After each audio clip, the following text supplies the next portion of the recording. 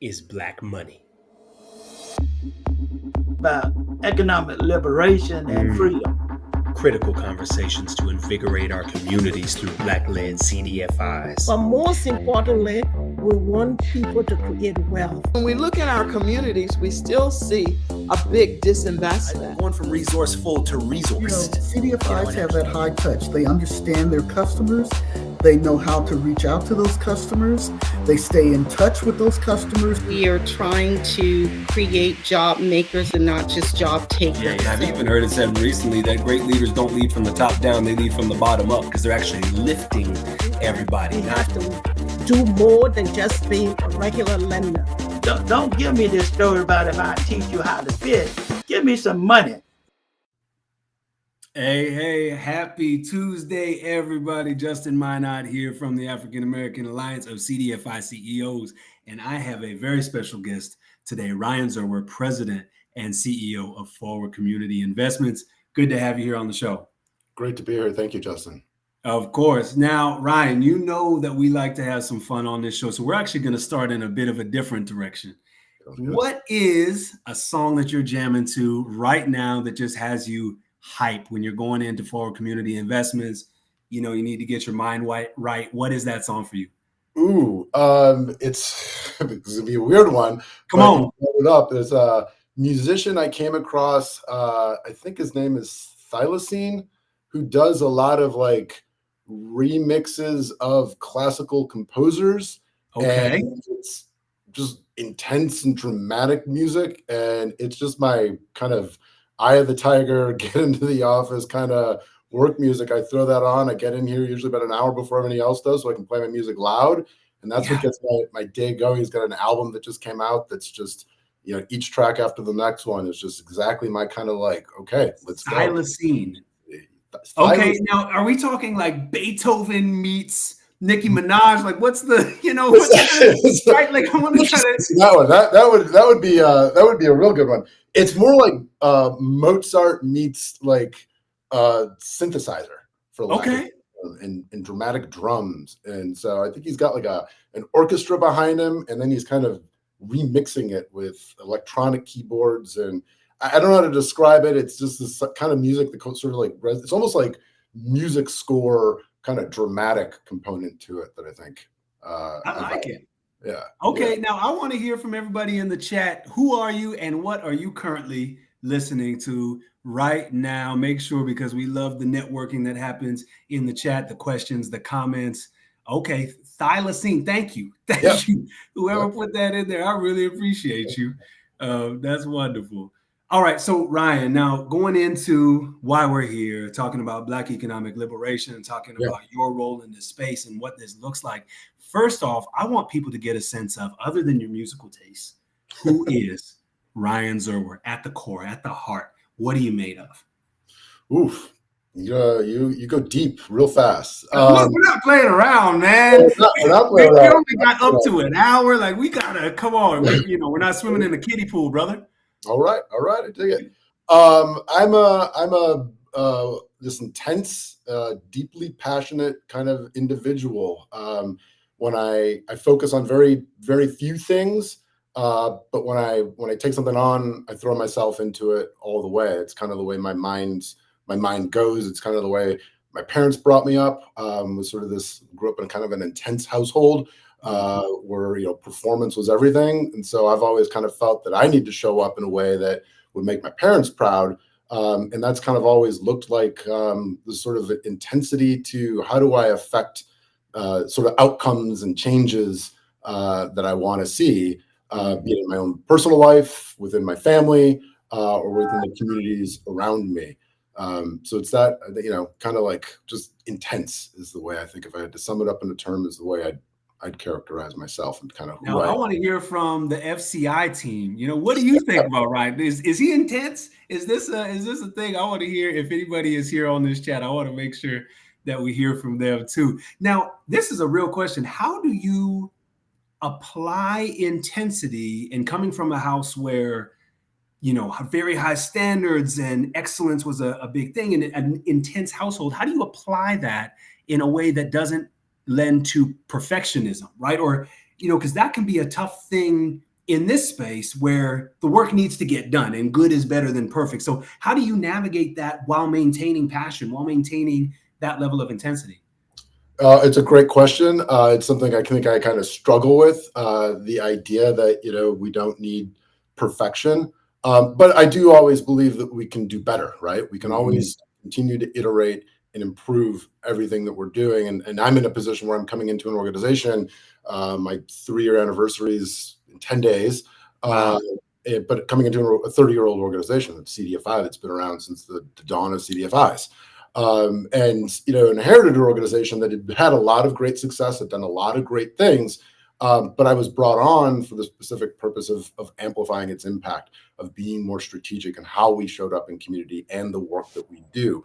So, you kind of go through that process of really, looking at everything we do and going through with a fine-tooth comb to kind of challenge it, but in a positive way. Challenge it to say, are we being as intentional about this program? Are we being as intentional about this product as we could be?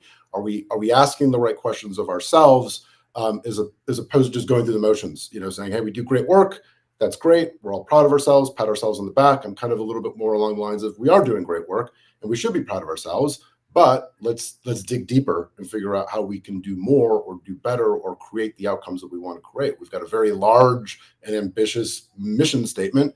And in order to actually know that we're being successful in that, kind of takes a critical thinking and a critical eye. We have to look ourselves in the mirror and really challenge ourselves and say, okay, are these programs or these things we're doing having the impact that we hope them to have? And if not, what can we do to amplify that? What can we do to push that further along? Yes.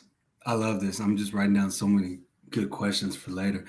Now, tell us about how you got into this role. You alluded to inheriting this 3 years ago, a 30-year-old organization. Talk about that journey and what led you to this space. Sure. Well, like my entire career, it's sort of this series of I guess happy coincidences, happy accidents, happy nothing. For somebody who's kind of a maybe borderline perfectionist and who's always had a plan, I can say the majority of my career is never gone to plan. I've always ended up in some space where I thought, this isn't what I thought I'd be doing, but I'm doing it. But it's always better. It is. I'm a liberal arts kid. So, I've kind of that broad, interdisciplinary perspective is kind of how I was brought up in my professional career. And I kind of stumbled into the tech space very early on. I come from a finance and econ background. And I came into the tech space for a software development company and started as their for lack of a better term, their CFO. And that kind of took me down a career path that I would never have thought I'd be in, which is tech in general. I'm tech versant, but I'm not tech passionate. With the company I was in, I saw an angle for how we could grow it. Saw an angle for how we could differentiate our product and had some great success with that very early on. But also have been an avid investor since I was 13 years old. I was one of those weird Alex P. Keaton types that was reading the Wall Street Journal and, trying to figure out what stock investing was about and all that type of stuff. What was your portfolio like at 13? It was crap. I mean, I didn't know what I was doing. I went through a long, deliberate process of just trying everything under the sun and had these phantom portfolios and then some real money at stake and small money. But, kind of took this, deliberate method of like, okay, I can read every type of book under the sun of every type of investing strategy out there, or I can figure out like who's crushing it in this game, like who really has figured this out. And it's when you're talking stock investing, it's hard to find somebody that's been more successful than Warren Buffett. Right. So I became a student of not just Warren Buffett and everything he ever wrote, but everything that his teacher Benjamin Graham ever wrote. And he just kind of kept going down that line of other investors who were influenced by that. So that was always my framework was, again, that liberal arts background, like, you just keep researching it, keep studying it, keep learning from it. But, lots of mistakes along the way to figure out, okay, you're going to come up with an investment philosophy. What does that need to look like? You got to start to channel the people who have been really diligent in developing one and disciplined in how they've executed it. But background, that finance, that investing, that wealth building mindset and lens, it's what kind of guided me through the tech career and then into the real estate investing, which is kind of what I'd been most focused in on just prior to joining SC, I was building my own real estate investment portfolio here in Madison, Wisconsin. And what also kind of helped me understand the banking environment, right? I always had a great relationship with my bankers because I could underwrite my own deals. I knew my audience. I knew what they were going to be looking at. I knew the questions they were going to have. I knew the data they were going to be looking for. So I knew that I was going to have an easier conversation with them if I packaged everything up, put everything out there, and presented documents to them in a way that they sat there and go, huh, he's, something about a borrower who stress tests his own loans, says something. And learning that sort of approach to being able to show up in spaces of finance, which can be intimidating if it's your first time or you don't know those worlds and you don't know that audience, and particularly if they don't look like you when you're going in front of a loan committee or presenting to a group of bankers. But it taught me to really kind of take that, okay, you have to understand their perspective and where they're coming from and what they're looking for, and make sure that you tune your message to be able to have it be as palatable to them as you need it to be to get done what you're trying to accomplish. But my entire career, or sort of, I guess, my entire career had been on the customer side of banking relationships, as opposed to, I know many leaders in the CDFI space are, recovering bankers themselves, and so they've been on the other side of that table. For sure, I love it. So then, what led from this, investment portfolio and learning how to play this game to now being president and CEO at a very impactful CDFI that's been around for a long time? Give us some insight into that. So it was really sort of a very random. I was kind of in this doing my thing with my real estate portfolio, what I kind of used to like to call quasi-retired, I'm a big cyclist, spending a lot of time on my bike. And it was a friend of mine actually who sat on FCI's board, who he would talk about the organization from time to time.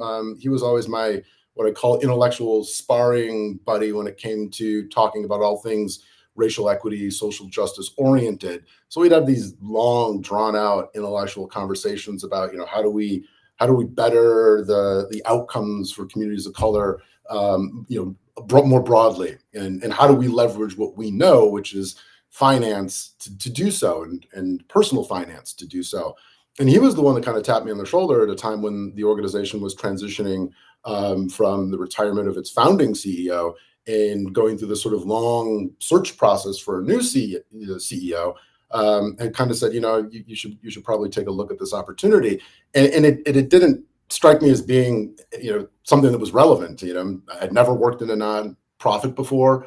As much as I was, kind of passionate about the social justice space, I didn't know what a CDFI was. Right. It was a real. For our guests who have not heard, it is a community development financial institution. That's a part of why we do this show, because it's a very impactful model that not enough people know about. So yeah, keep going. Right.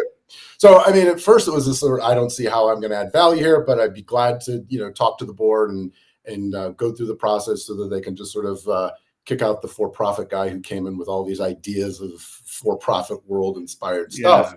But like, wow, man. Yeah, exactly. But it was, I think it was the right sort of intersection of the board was looking for the organization to really sort of hold itself accountable to impact. We are a $35 million CDFI. Our mission statement involves addressing the socioeconomic and racial disparities of the state of Wisconsin. And I always talk to people like that's a multi-billion-dollar problem, right? That's not a $35 million CDFI problem. And so we have to figure out how to really be strategic in not just, doing the work that we've done, but doing it in a way that can actually move the needle so that when we talk about impact, we're measuring real things. We've got real metrics that we hold ourselves accountable to, not just narrative around, so-and-so's lives who we've touched and improved. Those are all real and important and meaningful. But when we're talking about how the dollars that have been invested in this organization and deployed by this organization, how do we start to think about whether or not they're doing what we expect them to do in those communities? That was a different way of thinking for this CDFI in a lot of ways. Sure. Which is interesting, back to some of your framing around being an investor and going to the bankers with what are they really looking at? What are they trying to accomplish? How do we put that in a package so that they can look at it through their lens and we're speaking their language. Go a little bit deeper on that and how you've applied that to the CDFI space, because I think that's something that a lot of folks can benefit from. Yeah, well, so I coming from the tech space, I have a strong tech bias, and I think we're all experiencing that. This idea of impact is becoming more data centric, right? We're being held accountable to not just what we're reporting to the CDFI fund, but even our funders, be it the CRA motivated banks, all the way to private philanthropy. They're wanting to really take a critical eye to how do you know that the things you're doing are having the impact that they're supposed to be having. And it was abundantly clear we were going to need data in order to not just make the case to them, but to be able to track for ourselves internally, like, is this working? Is this program having the outcomes we expect it to? Are we able to set benchmarks and targets for how we see these dollars having a return on impact? And so it's really kind of been a process of re-engineering the organization infrastructurally to be in a position to scale in a way that we need for our own sustainability, but also in a way that is providing us with the information we need for our stakeholders to understand that we have a very strong sense of purpose around how we deploy capital, and we've got good systems around accountability for how that capital is generating the outcomes that we are trying to facilitate. So it was a lot of taking in a view of a relatively small loan fund for all intents and purposes, and starting to talk about, okay, we've done a lot of things the same way for a long time because we've kind of been in this culture of, well, that's the way we've always done it. But I had the privilege of being able to come in and say, well, but the board brought me on to kind of, light a little fire under some stuff here. So shake it up a little bit. Exactly. So we get to kind of change that a little bit and start to talk about, okay, but is that good enough? Is that doing what it's needing to be done in the communities that we serve? And so that's really kind of been my evolution. Of course, the first 6 months was drinking from the fire hose of, from what is the CDFI to like, how do these things work? What's the financial model? Where are we at? What have we done? What impacts have we had? A really probably very intensive learning curve, probably akin to my undergrad experience, just to kind of take it all in. And understand kind of what's happening out there to be able to restructure the organization to be in the position for that next evolution. I love this. Now, I want to know, I got a few questions, but one is, what is one thing that surprised you most about the CDFI space as you got in and started to uncover what this was really about? What is something that, was kind of like, oh, that's interesting. I didn't see that coming, or any surprises there? So I'll answer that from a kind of a very personal perspective. Yeah. I'm seated in Madison, Wisconsin. I'm originally from the Chicago area, but I've been in Madison for God knows how long, probably 25 plus years at this juncture. And I've been to Milwaukee on a number of occasions, but I'd say prior to joining this organization, I knew Milwaukee maybe the way a tourist knows Milwaukee, right? I'd been to all the places, everybody had been to a Brewers game, I'd been to the lakeside and all that stuff. So I knew the city, but not intimately well. Well, a big part of our loan portfolio is based in Milwaukee County. That's a population center of the state. And it's got a very strong nonprofit infrastructure there. And we do primarily nonprofit community facility lending.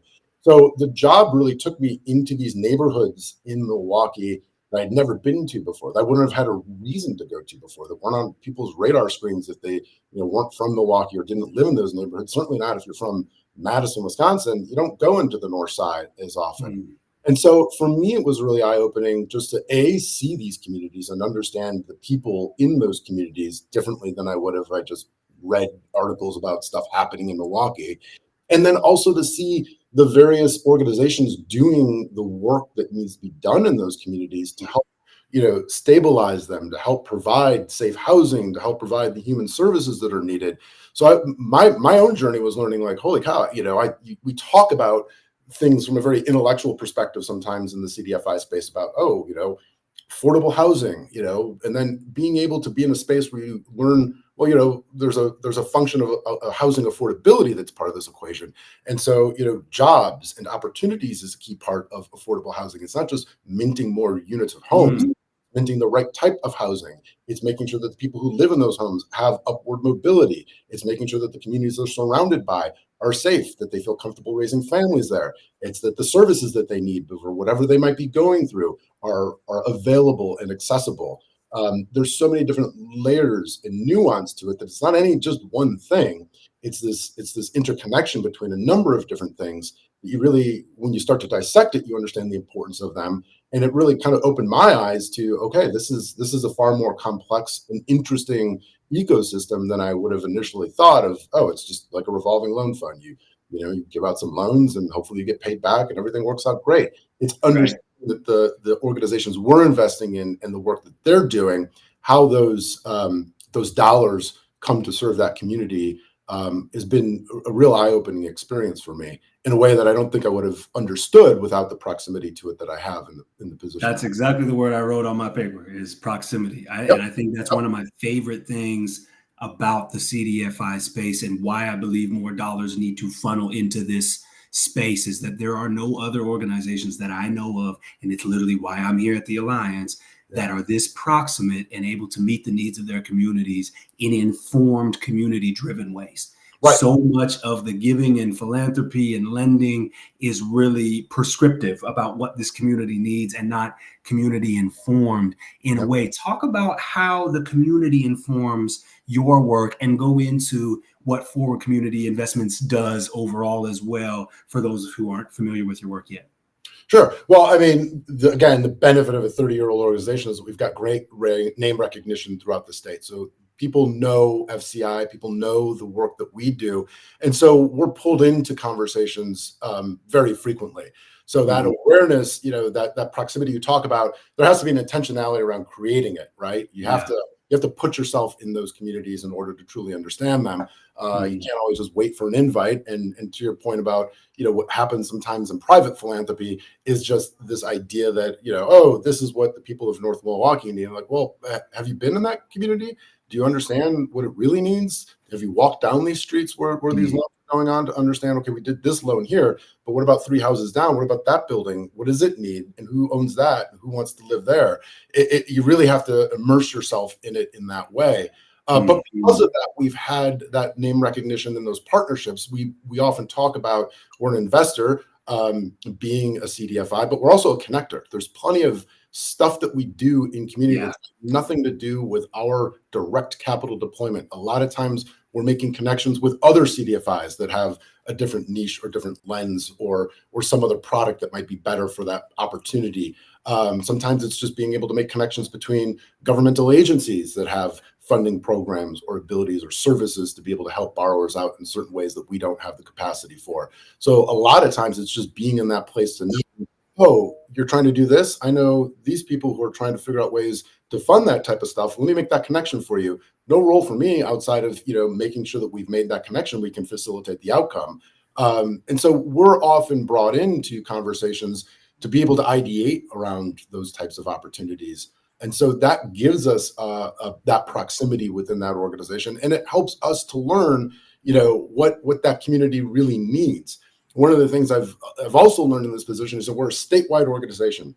And in my early years, and probably first 2 years of it, there was a lot of just sort of, time behind the wheel, getting to every corner of the state to meet with partners and organizations and work with in the past to better understand those communities. And if you talk to any leader within each of those diverse communities, be it very urban like Milwaukee, we do a lot of work in rural areas, minor metropolitan communities, in a state like Wisconsin that's got a very interesting racial makeup. You start to understand that while everybody will talk about the same issues, like number one, affordable housing, number two, childcare, workforce development, education, etc., all these communities will have the same top line pressing issue, but there's a nuance because affordable housing looks different in Green Bay than it does in Milwaukee, than it does in Madison. It looks different in terms of what the need is. It looks different in terms of what the resources are that are available to help facilitate it. There's that nuance to it that you really have to kind of dig deep to understand and explore. That, in Green Bay, the issue of affordable housing is just as much a workforce development issue because there's a lot of multi-generational families there. And so the need for multi-generational housing is a big component of it. They actually have plenty of single family homes, but they need larger single family homes that can help to facilitate intergenerational coexistence. Whereas Milwaukee, the city of Milwaukee, has something in the order of 3,000 tax foreclosed single-family homes or vacant lots, which they're 1,000. Yes, they were hit very hard from the Great Recession. Wow. And so a lot of those homes need a lot of work in order to be able to reactivate them. Mm-hmm. Then you take a community like Madison, which is a very prosperous community. There's no tax foreclosed homes here. There's a lot of high property values, and so land costs and construction costs become the barrier to being able to create housing, and particularly housing models that allow for ownership models for individuals that won't be able to necessarily access the single family housing stock that's available here. So you start to understand that while all of these communities can say they've got the same challenge, the solutions aren't going to be the same. So it doesn't do any good for us to sit here in Madison, Wisconsin saying, oh, hey, this has worked here. Why don't you guys try Green Bay? Or, hey, make it go work over here in Milwaukee. Yeah. You have to be in those communities, understand what their sort of iteration of that challenge is, and then what the unique tool set that needs to be brought to that particular community should look like. And a lot of listening, right? And not a lot of listening, a lot of just sort of taking in the information to understand what do we know or what do we have that might be beneficial to what they're trying to facilitate, versus us coming in saying, we've got the answer, because we often don't, but we're strong components of being able to help work with partners in those communities to figure out what that answer could look like or what that solution could look like. And I think that takes a tremendous amount of humility, and it takes a tremendous amount of curiosity. And I think when those two come together, some really beautiful things happen. Now, what is Forward Community Investments doing about it? Talk about your work. Talk about, the different things that you have deployed and some of the work that you have on the horizon as well. Right. So, as I said, traditionally, we kind of we were born out of the faith-based ecosystem with a very specific focus in our early years of addressing issues of homelessness here in Madison, in Dane County. And that evolved over time to talk more about, helping to facilitate other nonprofits that are doing work to address not just homelessness, but the root causes, right? So what are the other contributing factors to someone ending up homeless? And how do you support the organizations that are doing the work to help prevent that, right? So we've historically always been nonprofit community facility lenders. So our entire portfolio is real estate collateralized. These are organizations that are either have a need for space in order to house their operations or administrative work, or where they're providing the place-based human services. So that's always kind of been what FCI's bread and butter has been, which is great. But it means that when you talk about a mission of addressing socioeconomic and racial disparities, you're kind of taking this indirect path, right? You're facilitating things that are very critical within the communities that they serve, but not necessarily a direct ability to be able to provide capital to individuals who have a desire to improve their wealth or their life or whatever it might be that they're focused in on. And so that's where our sort of diversity in real estate program came from, that said, okay, we know this real estate space well. We know in these communities of color, there are individuals who want to either get into the development world or want to become real estate investors themselves, but they don't have generational wealth to lean on. They don't have a friends and family Rolodex to call upon for that equity investment that they're going to need to be able to go to a bank. So that was an opportunity for us to solve for. This really should be a wealth building mechanism for those communities, where the community can own properties. If you want to buy a 4-unit in North Milwaukee and live in one of those units and rent out 3 of them and start to build your portfolio that way, we want to be a partner in being able to do that work.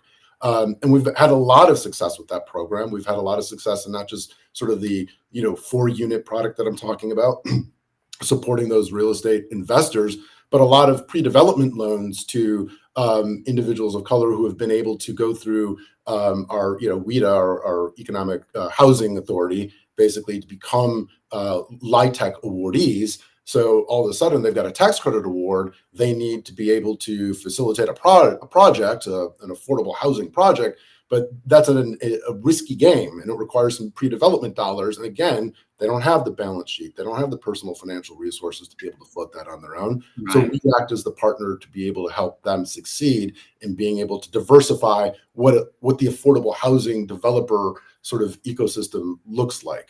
Because it looks Let's hang out there for a second. Yeah. on the pre-development dollars, because this is something CDFIs are consistently asked to or have opportunities to step into what people would call riskier spaces that no one else wants to step in. When you're talking about pre-development dollars, that is in the development space, a riskier space to be in. So practically at FCI, how have you approached that in a way that's sustainable for you all, but that allows you to have that impact and allows you to take some of the chances on people that deserve to have chances taken on them, but might not otherwise access that? Because I think that this idea of filling gaps can't be understated, that there needs to be support around your organization to fill those gaps. What does that look like practically for you to deploy that program?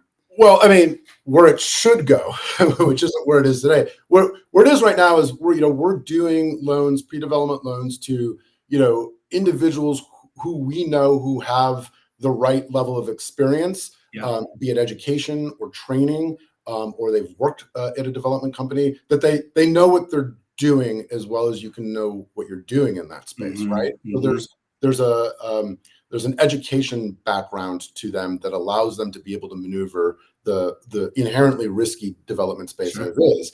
And then, yes, when you get into that pre-development, that's the probably the riskiest part, is all of those upfront dollars you have to invest in something that might never come to fruition because of who knows what, right? You secure a site, looks great, pencils out, pro forma works, you do your environmental assessment. Wow, there's two 60,000 gallon fuel tanks in there, and they're well, all of a sudden the economics of that project have changed entirely. But we're able to find opportunities where we're able to do those types of deployments in ways that aren't that risky, that we have a high sense of confidence that we'll be able to get paid back when that development does eventually get underway. We don't typically do a lot of LIHTC deals. The balance sheet just isn't large enough for us to be a really meaningful part of a capital stack.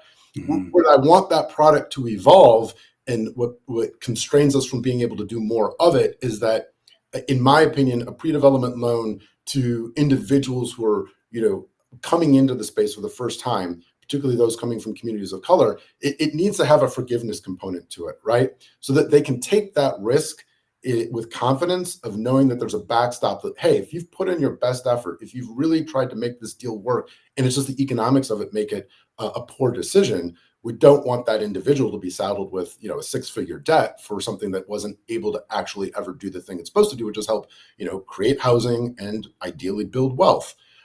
So we're trying to innovate that to the point where we can do it more as a forgivable loan. If the project doesn't get activated, the loan is forgiven. If the project doesn't get activated for the right reasons, right? The deal's no longer feasible.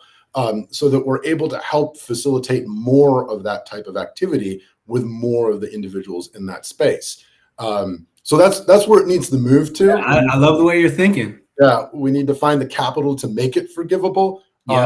Which right now keeps loan loss reserve capital, or exactly. So abilities to de-risk those, so we can do more of them, and that we can be more hands-on with those who are doing it for the first time, to help bring them along in that evolution in their own wealth building strategy. Yeah, I love it. Now, I want to take a minute and give a shout out to everybody who's been joining us, or at least those who have been in the chat. Sam Harris III, I see you here listening to Bob Marley at the top of the show. Here, let me throw this so you can see what Sam Harris III looks like. All those credentials. Man, you credentialed out there. I love it. I'm proud of you. Walton Smith, good to see you. We got Isis Pierre from the Alliance, one of my colleagues. Erica King from the Alliance, one of my colleagues. So good to see you all in this. Who else is in the digital room? We want to see you here, because a lot of networking happens in this chat, and I love to see that. That's why we do it live instead of just a pre-recording, with Ryan and I just sitting and shooting the breeze. So, all right. Now, Ryan, we're going deeper on FCI. What does the future look like, right? You've been talking about some of what your portfolio has looked like so far, what you've been diving into, and you were kind of getting to it. What are some of the curiosities that you have moving forward that you might be able to play in those spaces with more? So there's a couple different areas. We just completed, not just completed, we started in 2024 a new 3-year strategic plan, part of the whole CDFI recertification process, making sure we've got a solid strategic plan in place. So that was a board and staff collaboration of, okay, what's the organization's focus for the next 3 years going to look like? One of our key opportunities is that we always have more, and I think this is probably endemic of most CDFIs, more demand for our capital than we have capital available. Right. So we know we need to scale for the purposes of just being able to help better meet the demand that's out there.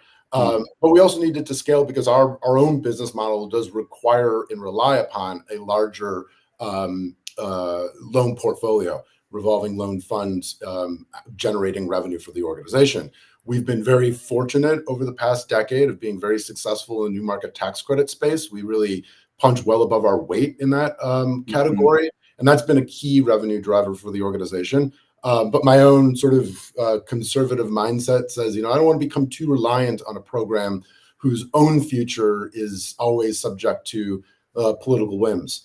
And so we know we need to scale our loan portfolio in order to be able to diversify away from new market tax credit so that the new market tax credit benefits that we receive can be kind of more of the gravy, if you will, within our own financial model that allows us to be able to show up in community in ways that are more innovative and flexible. We identify, which is something that all CDFIs need to be thinking about, regardless of where their dollars come from, or irregardless, as one of my mentors says, where their dollars come from is the sustainability ratio, right? Like if you're heavily grant dependent, new market tax credit, thinking about how you can have a larger portion of your business not dependent on those pieces. So I love where you're thinking. Keep going. Yeah, and the sustainability piece is a key part of that, right? I feel like in order for us to really be truly serving our community, we need to be independent. We need to be able to be self-sustaining so that they can rely on us always being here. But more than anything else, I want us to be able to have the financial flexibility to do whatever is needed. It's broaden our tool set to say, hey, if all we ever have is debt capital, then we've got one tool, and sometimes that's not the right tool for what a community needs. And we've identified a number of times where it's like, more patient capital is needed, be it an equity product of some sort. Or, we've done a lot of times where it's been what we kind of call strategic granting, like having the financial flexibility to say, okay, here's a partner we're going to work with. We're going to be able to help support them with a loan, but there's a gap. And we can't fill that gap with just more debt capital. It would be great if we had the financial resources to say, you know what, we're going to top this off with grant. And we're going to get the project activated, and to be able to use our own financial resources in a way to be able to make things happen the way we be able to lean on the community development side of being a CDFI, right? That doesn't always just mean the financial institution, sure, but sometimes community development takes different types of resources. Sometimes it's hard to bridge all those letters, the community development and the financial institution, right? And in a way that actually makes sense. I mean, this has been a theme of some of these conversations. I love where this is going. Yeah. And then also, we're small and we cover a big state. So, now is sort of training in our deployment strategy to say, okay, instead of talking about being statewide, which we are because we can do loans throughout the state, why don't we start to talk about concentrations of how we deploy capital within communities, right? And so instead of doing a one-off deal in a particular neighborhood, why don't we look a little bit more broadly at what that community needs and understand what are a number of different things we can do here that are going to have sort of a compounding catalytic effect. Yes. Not just hey, we did the one-off thing, kudos to that, and have it turn more into, well, we've done 10 things in this area, and the 10 things we've done in this area were designed to affect this outcome and be able to track the extent to which that focusing of our dollars in a specific geography, city block, whatever it might be, can have a different impact than saying, yeah, we did this one loan in this one neighborhood that needs like 10,000 loans. But to be able to think more around how do we hold ourselves accountable to a theory of change around when we put those dollars out, what are we expecting it to look like in 2 years in this space or in this area? Right, and how are we supporting that from a holistic standpoint? Right. So that's been a big part of it. And also, kind of a big change for us has been we all do the technical assistance, which is a term I've never been particularly fond of because it's a lot more coaching and mentorship than it is technical assistance in my mind. But it's always historically at FCI been sort of, I don't want to say anecdotal, but a little bit more like prescriptive. We've done it because we have to report on it. The CDFI fund expects us to do it. We do it as a natural course of our business. I don't know what we do that isn't some form of technical assistance, because we spend a lot of times with borrowers well ahead of the origination phase of the loan, and not to say anything of the actual origination phase, but turning that into a more formal borrower support program. So that every loan we're originating has a specific outcome that we're looking to facilitate, whether it be wealth building for that borrower, whether it be the activation of housing, safe housing in a specific community, so that we have a way to track over the life of that loan. How is it doing? How is it doing relative to the impact it was meant to serve? And then also, you know, as we talk about this big multi-billion-dollar problem that we're trying to accomplish, it's a function of being able to, we're not going to get there if we're not tapping into traditional lenders' balance sheets, right? Because they got the billions. We don't have the billions. So how do we make sure that we're taking borrowers and matriculating them on to be able to access those traditional lender dollars, making sure that they're a quality credit by the time they're through with FCI's programs? And it's not to say that we don't want to always continue to work with those borrowers, but we want to be able to take anything that's been stabilized to the point that it's palatable to a traditional bank and get it over to the traditional bank. And then we can work with our borrower on that. What's next, right? What's that incremental outcome you're looking to be able to affect? What's that incremental deal you want to do that's always going to be too risky for a traditional lender? That's the space we want to play in. Once it's stabilized, once it's safe, once it's palatable to them, let them take that on and get used to having a relationship with their traditional lender, because they got a lot more dollars than we do. And once you've kind of shown up in that way there in that space, it becomes a lot easier to be able to access their capital.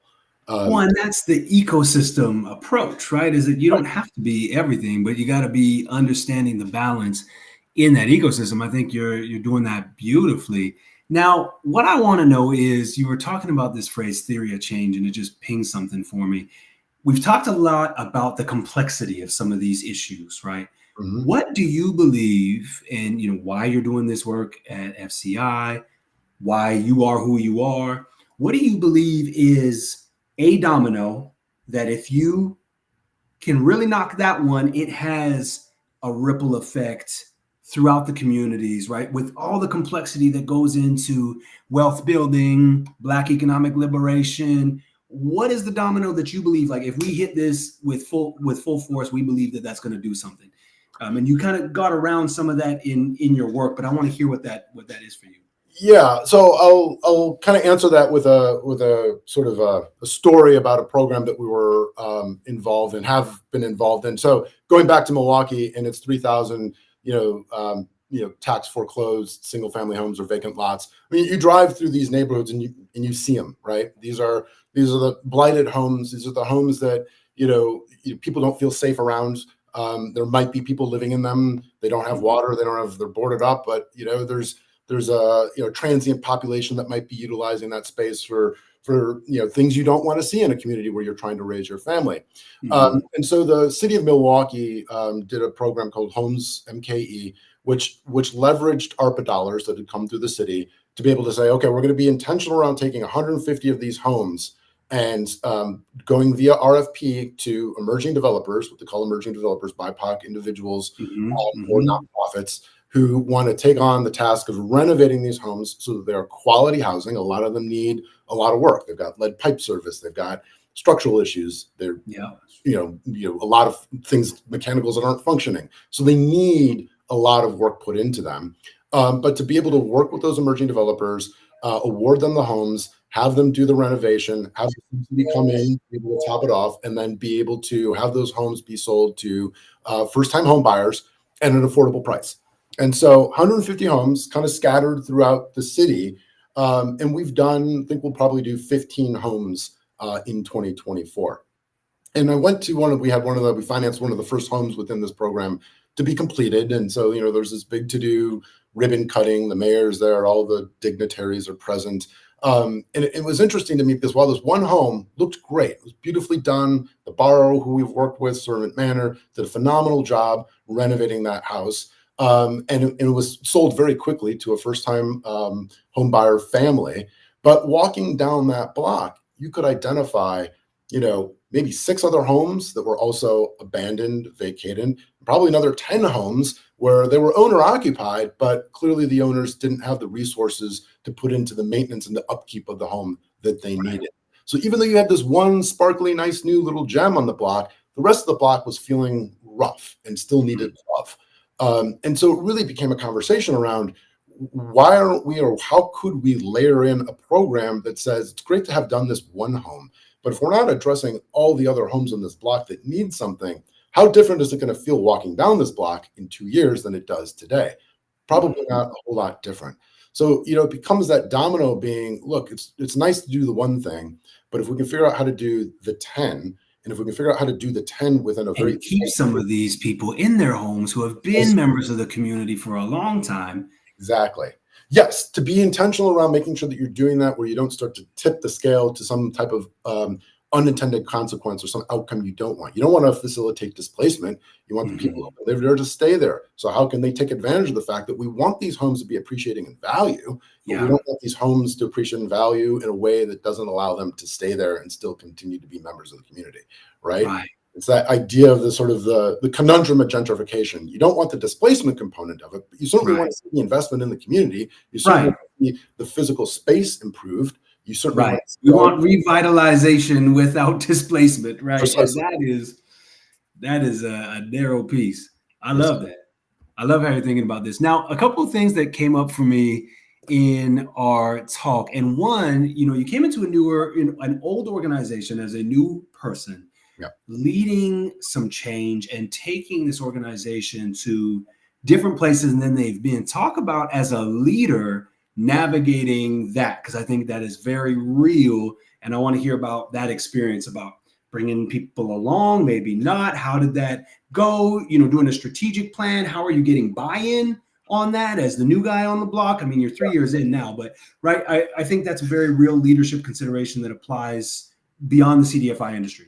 No, I mean, it was a mix of you had changes always, scary for some people. So, you had those who I think were excited about the idea that there was going to be a reinvigoration of the work and of the organization. And you had those who weren't.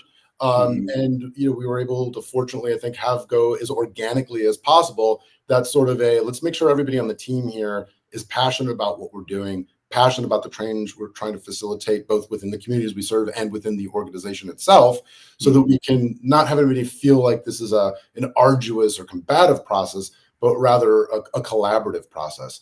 And so, my job is always to sort of work with the staff and work with the board to set the strategy of the organization, and then kind of sit back and then empower and serve everybody else within the organization to say, okay, here are the things we need to accomplish. This is the area of the department that you're responsible for, and the metrics we're looking for you to facilitate. My job is now to figure out how to make sure that you are properly supported and resourced to be successful in that role. And you don't really, I think, get the buy-in to that if the people aren't part of the process of creating that strategy. So it was a real important step in our process to make sure that wasn't the board's going to decide the strategy and dictate it to the staff, and then we're going to go here and go do that work that they've told us to do. It had to be a collaboration. And fortunately, we had a culture where that was not just accepted, but desired. People wanted to make sure that, the board recognized, hey, we, show up for a meeting 6 times a year, but we're not the ones driving into these communities doing this work. We're not the ones talking to these borrowers. We're not the ones with, proximity to understand what that need looks like. The staff has that. So we really need them to be part of this conversation to help guide what that strategy should be and how it should look like and what's practical and what's not practical. And I think the fact that everybody was involved in that, and that there was communal ownership of it. Wasn't my strategy, wasn't the board strategy, it was our strategy, right? We had all come together and said, okay, this is what we want to do. This is how we are going to tackle it. Now let's go ahead and kind of create some tactics around what are the key benchmarks and goals and metrics we're going to hold ourselves accountable to, because we're not going to say we're going to do it. We're not going to create a strategic plan and then put it in a binder on a shelf and forget about it. We have to sit here and be like, this is what we said we're going to do. Now we need to break that down into quarter by quarter, week by week. What does that look like? What are we trying to accomplish this week that's fulfilling the strategic plan that we put in place, and being really, focused in on making sure that we're pushing each and every day to kind of move that whole process along. So we've because we got everybody who was on the team sort of, raising their hand saying, I want to be here doing this work. Things are very fluid, not without, the growing pains and the hiccups and working through new processes and trying to figure out how to adopt, technology in the right ways and wrapping our heads around how we collaborate in an environment where we've got an office in Milwaukee, we've got an office here in Madison. There are always those types of challenges that you're navigating. But I think the passion and the desire around being successful in that is something that we have the benefit of because there is that ownership around. This is all something we signed up for and we created. So nothing here, you can't sit back and be like, oh, this isn't my idea. This wasn't my right. Like, no, everybody was here. We all talked about this. Everybody saw how this plan got made. Everybody was part of that plan. Everybody's voice was acknowledged and infused in it. Now it's go time. Now it's time to actually do the thing we said we wanted to see our organization doing. But a lot of it is, for me, taking an organization that I think functioned differently, a part of my own process has been like, okay, how much of this is just the way the CDFI space works versus, hey, maybe here's an idea I learned in the for-profit world that I think could probably be applicable here that would help us benefit the people we serve better. And so, working with a team that's open to that, and I think excited about that, even with some of the headaches it can cause. Adopting new technology is not an easy thing, but that groundwork has been laid to really set a foundation for us to be able to scale the way we need. Because it was clear early on with some of our internal processes around stuff, they just weren't scalable. We weren't going to be able to do 3 times the loan volume with the infrastructure we had in place. So there was a lot of work in rebuilding that infrastructure, realigning roles, kind of putting in a kind of what I would call a backbone of professionalism that was not completely absent, but maybe not as buttoned up as it needed to be, and certainly hadn't been improved upon in quite some time. So as much as I came into the position saying, great, I get to be strategic here, it came after sort of, I'd say, my first 12 months of saying, okay, I've gotten a lay of the land in terms of the state of Wisconsin and the CDFI space and things along those lines. But then once I sort of came back in and looked internally, I said, ooh, looking under the hood here, guys, I think there's some tweaking we needed to do to the engine if we're going to actually be able to execute on the thing that we said we were going to do. So it's been probably a little bit more internal than I would have initially envisioned, but that's work I'm excited about because I know the dividends it will pay in the long run, and it's a worthwhile investment to our long-term sustainability, which is important to the communities that we're in, because it doesn't help any of them if we're not here in a decade being able to do this work at a much greater scale than we're doing it today. I actually think that is the work. The further I go down the road here, I just keep seeing that the work always happens from the inside out, whether that's personal impact, right, from the inside out, or organizational impact from the inside out. You get healthy, you can't help but make a difference, right? You just can't help it. It kind of comes over you. So I love the way you're leading, and shout out to the FCI team. Now we're getting close to the top of the hour. I got 2 more questions that I want to squeeze in here. And one is the pièce de résistance is, what does Black liberation mean to you? Well, that's There's a light one coming into the end. With 6 minutes to answer. Yeah, well, no, not even, because I have a second question. So you have less than 6 minutes. All right. Yeah. For me, it's self-empowerment and independence. It's knowing what we are capable of without being told what's possible for us, right? It's owning that idea that we have this within us. We have a sense of barriers and obstacles, and I'm not saying that those aren't real barriers and obstacles, and some of those barriers and obstacles are intentionally put in our way. But I've often had maybe it's a relatively pessimistic outlook of, my experience has been the people who hold power, people who have treasure, are typically unwilling to relinquish that power or treasure because it doesn't suit or benefit them.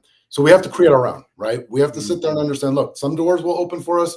Others, they're going to remain locked because there's no incentive for the people on the other side to unlock those doors for us.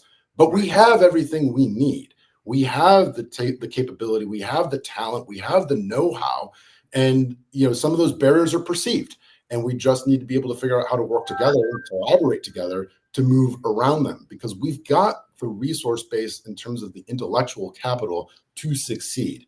And I think liberation for me is a part of accepting that loving that, embracing that, knowing that, and being able to be brave around, okay, I'm going to walk into rooms at times that don't look like me, but I know what they know. And I know people that know what they know. And I've got partners and collaborators that know what they know. So they don't hold anything that special. At the end of the day, we have within this community what we need in order to be able to accomplish what they've already accomplished. We just need to go do it and be fearless about it. And that's going to involve some failure from time to time, but that's part of the recipe, right? You learn from that and you grow from that. So that's what it looks like to me, is sort of this unapologetic independence around it, being like, screw that. We got this. We can figure this out ourselves, and forging ahead that way. Mm. Now, we're not going to talk about this because we only got 4 minutes, but there is a big piece here about mental decolonization and how deeply I think the Black community has adopted white supremacy. Like, we think it's this thing out there, right? That, white is somehow better or whatever. But in the ways that we move, show us that it has been internalized. Some of this white supremacy mindset has been internalized in somehow how we move. But we're not going there today. I said I was not going there. All right. Last question. Cycling. You mentioned cycling at the top of the show. What has cycling taught you about leadership? Ooh. What have you learned from that? What do you apply? What are some of the things that really come to you when you think about that? It's twofold. One is the actual the sport of it, right? So there's this physical endurance, perseverance. You're always pushing yourself in cycling, right? You're always trying to understand what your threshold is, and then be just above that threshold, because that's how you grow, right? That's how you get stronger on a bike. Is if I'm at this, I need to just be 2 to 5% above that each time. A little uncomfortable each time, a little uncomfortable. And so there's just this mental game around, wow, this hurts. Wow, I really don't feel like doing this right now. But you gotta deal with it. You gotta push through it. You gotta be able to just kind of dig in and grind it out. The other part of it for me is that, we're very blessed here in Dane County of having probably world-class cycling infrastructure. One of the great things about dairy farms and the dairy industry in the state is that there are paved roads throughout the countryside whose sole purpose was to be able to facilitate milk deliveries from small family farms. And so we have a network. Oh yeah, because milk on gravel doesn't work. I was just doing that calculation. Can't get a giant milk truck through the hills of Dane County in the middle of February on gravel. So you've got this just hundreds, if not thousands, of miles that you can cycle in beautiful bucolic countryside, where I'll go on rides where it'll be an hour before I get passed by a car. I mean, it's really stunning out here. So for me, there's sort of a little bit. They have cars in Wisconsin. What's that? They have cars in Wisconsin. Okay, good. I'm Canadian by birth. I'm learning, and sorry to my Wisconsinites out there. I love you all. But for me, it's kind of a religious. It's my reflection, right? It's the time on the bike is very meditative for me. So it's, I think, where I do my best thinking, because you're just in a cadence. You're focused in, and sometimes that perseverance and that pushing yourself means, okay, I can't think about how much this hurts. So I'm going to think about some ideas I've been percolating on, things that FCI can be doing in community, or ways we can innovate our program or product to be able to do better for the people that we serve. So it really, it's both the physical part of pushing myself to be able to understand how do we infuse that same idea of pushing the organization to feel like we're getting better. At the same time, my own personal meditation and reflection on how best to lead, and how best, more than anything else, I'm thinking about how to communicate something, right? How to communicate to an investor, or how to communicate to a teammate this thing we're trying to accomplish. Because I find the words that you use and how you deliver a message is very important to the extent to which you're going to be able to get the thing you want to have happen. Right. So that's how I use it most. I like that. That's really good. Now, I thought you were going to go with the easy one, like balance, like you got to stay in motion or something. But no, that's great. This is juicy. I appreciate it. Yeah. Now, all right, we're at the 1 o'clock hour. Ryan Zerwer, everyone, thank you so much for being here. Thanks for being who you are and bringing so much heart to this space, so much good, robust thought to this space as well. Really appreciate having you here. Appreciate being here, Justin, very much. Appreciate everybody else. Of course. Now, to everybody who joined us on LinkedIn, you could have been anywhere else, but you chose to be here today. So we really appreciate you. The one ask that I have is that you share this interview out so that we can get more eyeballs on the work of FCI and the impact that they're having. It's crucial, and it'll cost you a click. So thank you for that. And keep changing the world. We will see you all next week. Take care. Is Black Money. About economic liberation and freedom. Critical conversations to invigorate our communities through Black-led CDFIs. But most importantly, we want people to create wealth. When we look at our communities, we still see a big disinvestment. Going from resourceful to resourced. CDFIs have that high touch. They understand their customers. They know how to reach out to those customers. They stay in touch with those customers. We are trying to create job makers and not just job takers. Yeah, I've even heard it said recently that great leaders don't lead from the top down, they lead from the bottom up because they're actually lifting everybody. We have to do more than just being a regular lender. Don't give me this story about if I teach you how to fish. Give me some money.